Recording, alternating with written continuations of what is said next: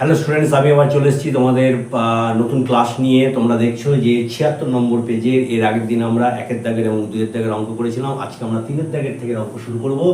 তিনের দাগের যে অঙ্কগুলো আছে সেগুলো হচ্ছে সত্য অথবা মিথ্যা বলতে হবে। এখানেও বলছি ক্যালকুলেশন করতে হবে না, শুধু উত্তরগুলো লিখতে হবে। কিন্তু অঙ্কটার উত্তর বের করার জন্য যেটুকু ক্যালকুলেশন করার দরকার সেই ক্যালকুলেশনটা তোমরা রাফে করে নিতে পারো।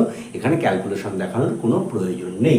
তার প্রথম অঙ্কটা দেখা যাচ্ছে কোনো আসল ও তার বার্ষিক সব সমৃদ্ধিমূলের অনুপাত যদি 20:25 হয়, তাহলে বার্ষিক সুদের হার কত? বার্ষিক সুদের হার 8% দিয়ে দিয়েছে। অর্থাৎ এটা সত্য অথবা মিথ্যা সেটা বলতে হবে। তাহলে অঙ্কটাকে আমাদের একটুখানি ক্যালকুলেশন করতে হবে। তাহলে 20:25, তাহলে হচ্ছে 20x এবং 25x তার আসল এবং তার সমৃদ্ধিমূল ধরে নেওয়া হলো, এবং এক্সটাকে হচ্ছে অনুপাত ধ্রুবক হিসেবে ধরে নেওয়া হলো।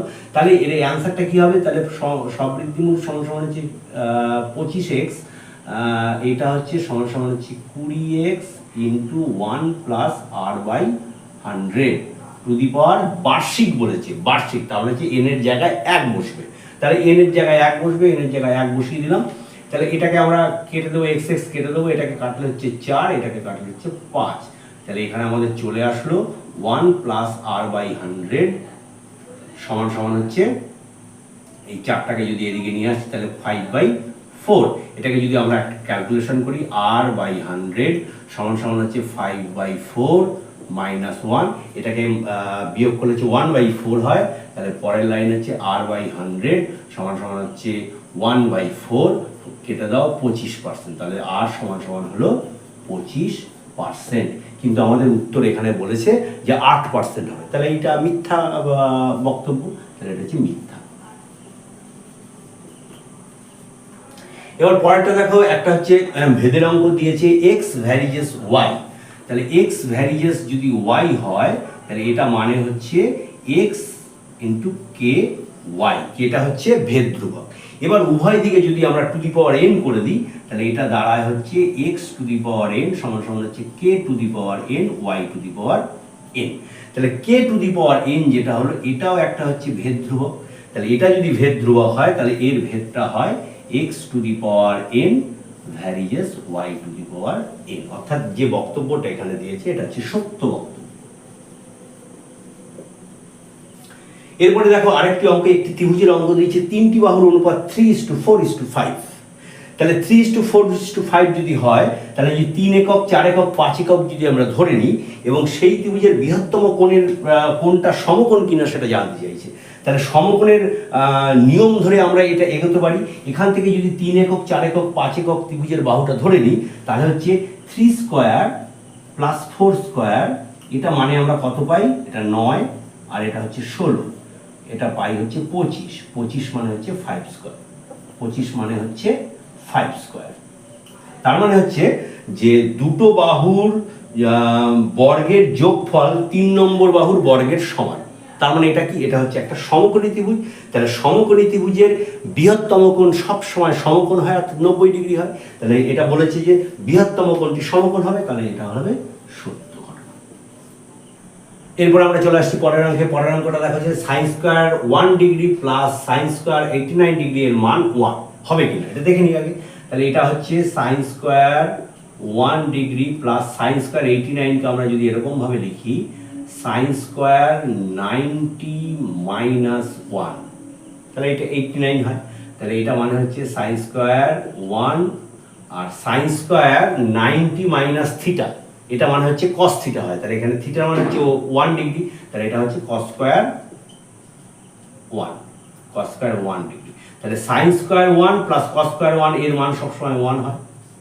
তাহলে এটা যেটা বক্তব্য দিয়েছি, যে বিবৃতিটা দিয়েছে সেটা হচ্ছে সত্য বিবৃতি। পরে একটি নিরেট অর্ধগোলকের দুবার অর্ধগোলক লেখা হয়েছে। অর্ধগোলকের তল সংখ্যা হচ্ছে 1। তাহলে একটা নিরেট অর্ধগোলক, তাহলে আমরা ছবিটা এঁকে নিই। এরকম একটা গোলক আছে নিরেট, অর্থাৎ এই তলটাও রয়েছে। অর্থাৎ একটা নিরেট একটা বলকে আমরা যদি মাঝখান থেকে কেটে দিই, তাহলে কটা তল দেখো, একটা বক্রতল আছে এরকম ভাবে যেটা রয়েছে, আর উপরে একটা সমতল রয়েছে। তাহলে তল সংখ্যা এখানে বলেছে একটা, কিন্তু নয়, এর হচ্ছে দুখানা তল, একটা হচ্ছে বক্রতল, একটা হচ্ছে ওপরের এই সমতলটা, তাহলে এর তল সংখ্যা দুটো হবে, কিন্তু এখানে বলেছে একটা, তাহলে এটা হচ্ছে বিবৃতিটা মিথ্যা হবে।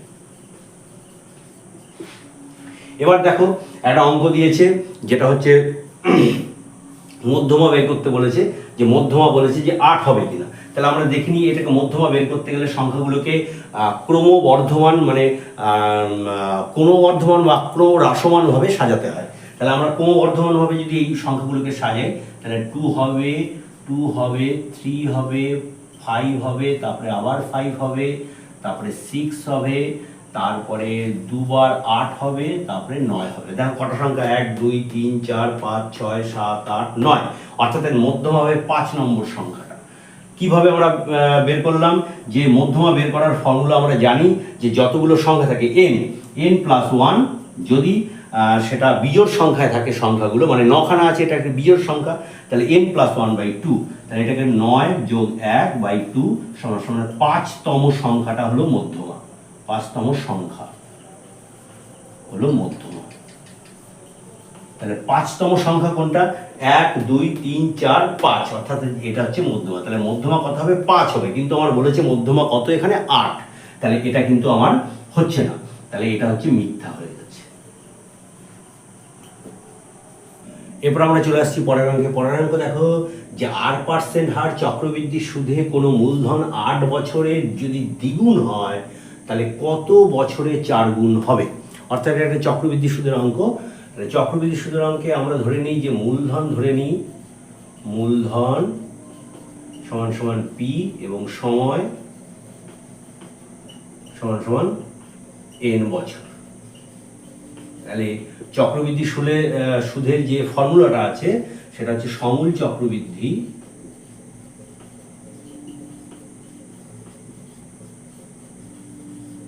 সমান সমান হচ্ছে মূলধন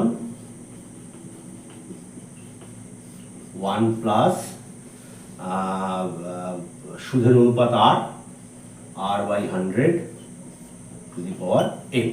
এবার দেখো প্রথম শর্তে বলেছে যে প্রথমে যেটা বলেছে সেটা হচ্ছে যে সেই মূলধনটা 8 বছরে দ্বিগুণ হবে 8% হারে।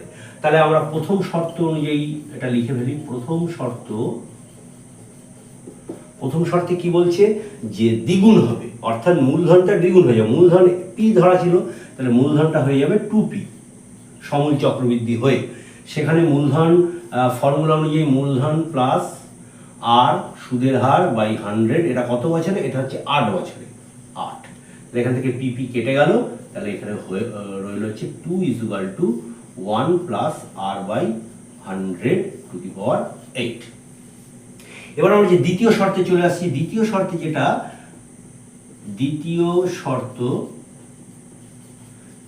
শর্ত বলছে যে মূলধনটা 4 গুণ হতে হবে, অর্থাৎ মূলধন পিটা সমূল চক্রবৃদ্ধি হয়ে 4 গুণ হয়ে যাবে। সেইটা দিয়ে আমরা দ্বিতীয় শর্তটা করব।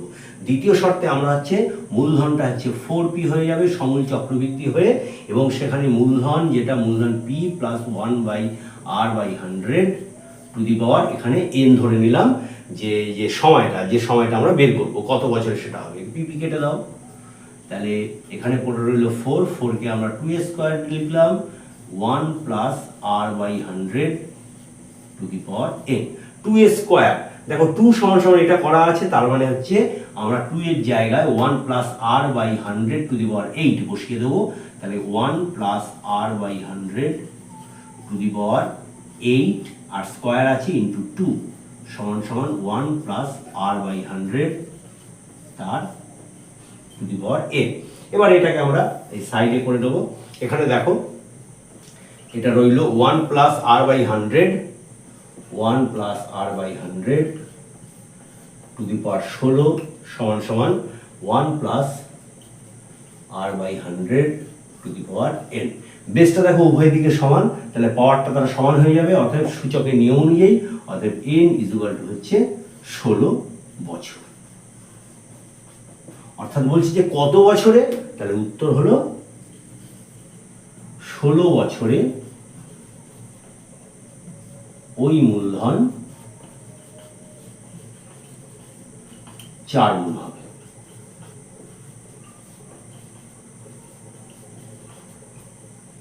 এবার আমরা চলে আসছি দ্বিতীয় অঙ্কে। দ্বিতীয় অঙ্কে দেখো একটা মূলধনের অঙ্ক দিয়েছে, সেখানে বলছি যে মূলধনের অনুপাত, তিনজন ব্যক্তির মূলধনের অনুপাত 4:7:9 এবং তারপরেই তাদের লাভের পরিমাণগুলোর কথা বলেছে।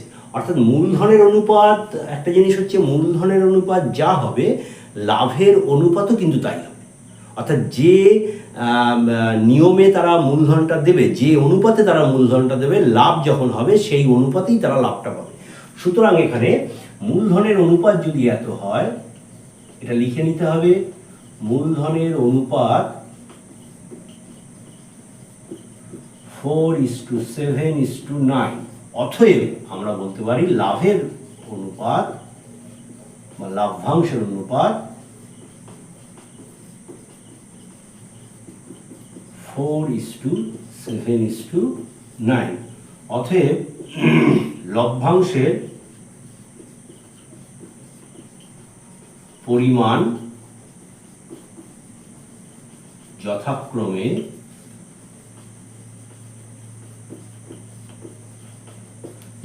কত হবে? 4x।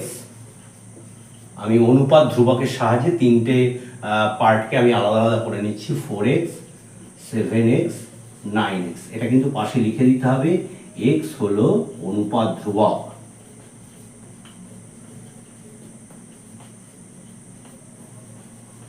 এই কথাটা কিন্তু অবশ্যই লিখবে তোমরা, x হলো অনুপাত ধ্রুবক। এবার বলছে যে প্রথম ব্যক্তির লাভ তৃতীয় ব্যক্তির লাভের তুলনায় 100 টাকা কম।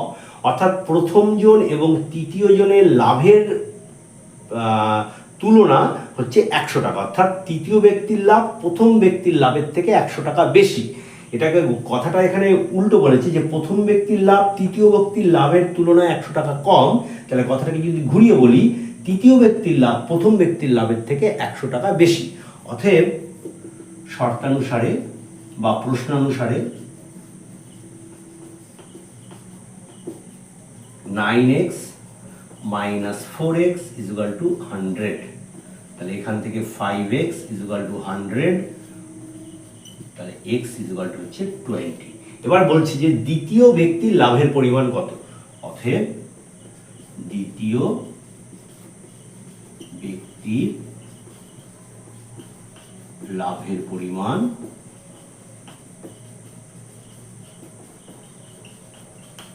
দ্বিতীয় ব্যক্তির লাভ কত? 7x।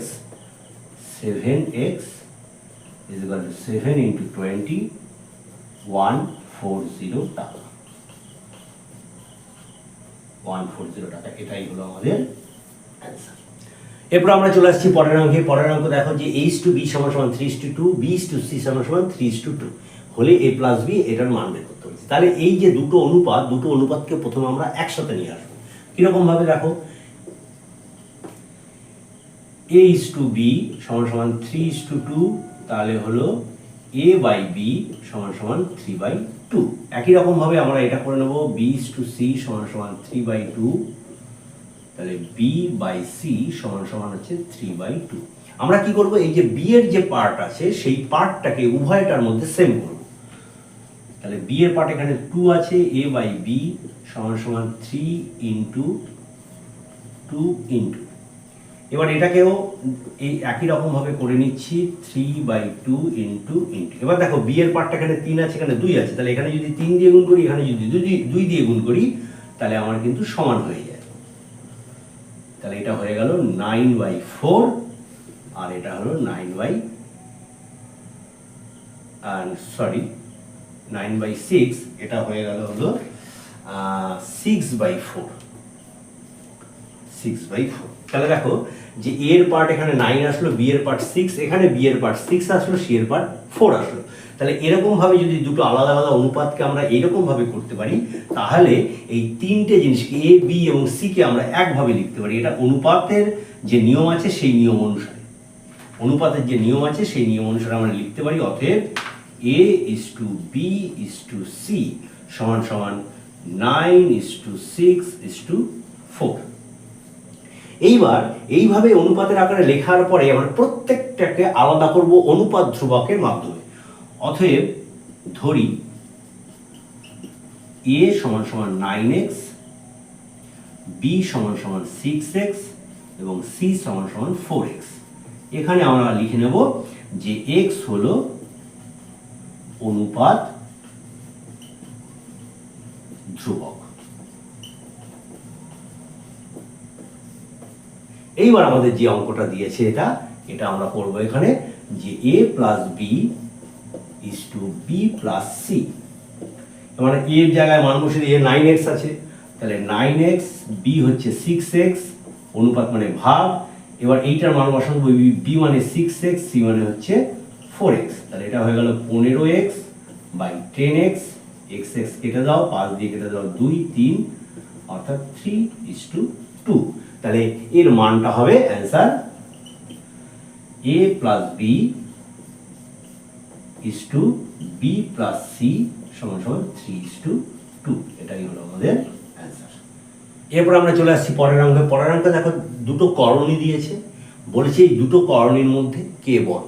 তো এই দুটো করণীকে আমরা হোল স্কয়ার করে দেবো। করে দেওয়ার পরে হোল স্কয়ারের যে মানগুলো আসবে সেই মানগুলো যেটার বড় সেই করণীটাই বড় হবে। অর্থাৎ এর আমি প্রথমে হোল স্কয়ার করে দেবো, √15 প্লাস √3 তার হোল স্কয়ার করে দিয়ে দেখবো এর মান কত হয়। তাহলে হোল স্কয়ার করলে a square plus b square plus 2ab, তাহলে একবারে লিখে দিই 5 প্লাস 3 প্লাস 2 ইন্টু √15 √3 মানে √45, এরকম ভাবেই লিখে দেবো। তাহলে হয়ে গেল এটা হচ্ছে 8 যোগ 2√45। এবার আমরা পরেরটাকে করবো একই রকম ভাবে, √10 প্লাস √8 তার হোল স্কয়ার করে দিলাম। তাহলে 10 প্লাস 8 যোগ, সরি এটা 15 হবে, 15 18, এটা 15 হবে। তাহলে 10 যোগ 8 আর এটাকে 2 রুট করে দিলে 80, 8 10 80, তাহলে এটা হয়ে গেল 18 প্লাস 2√8। একটা জিনিস দেখো যে এখানে যে করণী যেটা আছে আর এমনি যে মানটা আছে, যে মূলদ সংখ্যাটা রয়েছে সেই মূলদ সংখ্যাটা দুটোর সেম 18, আর করণী যেটা আছে 2√45 আর এটা হচ্ছে 2√80। তাহলে √45 এর থেকে √80 নিশ্চয়ই বড়। তাহলে এইটা 2√45 এর থেকে 2√80টা হলো বড়। যেহেতু 18 প্লাস 2√80 গ্রেটার দেন 18 প্লাস 2√45, এটা এর থেকে বড়। তাহলে এটা যে করণীর থেকে এসছে, অর্থাৎ এই করণীর থেকে এটা যের থেকে এসছে এই করণী এর থেকে বড়। অতএব √10 প্লাস √8 গ্রেটার দেন √15 প্লাস √3। এইটাই হলো আমাদের অ্যান্সার। আজকের অঙ্ক ক্লাস এই পর্যন্তই। তোমাদের এই ভিডিওটা ভালো লাগলে এই চ্যানেলটিকে তোমরা সাবস্ক্রাইব করো এবং এই ভিডিওগুলোকে তোমরা শেয়ার করো, যাতে তোমাদের আরও বন্ধুরা এই চ্যানেলটিকে ফলো করতে পারে। পরবর্তী ক্লাসের জন্যে টাটা।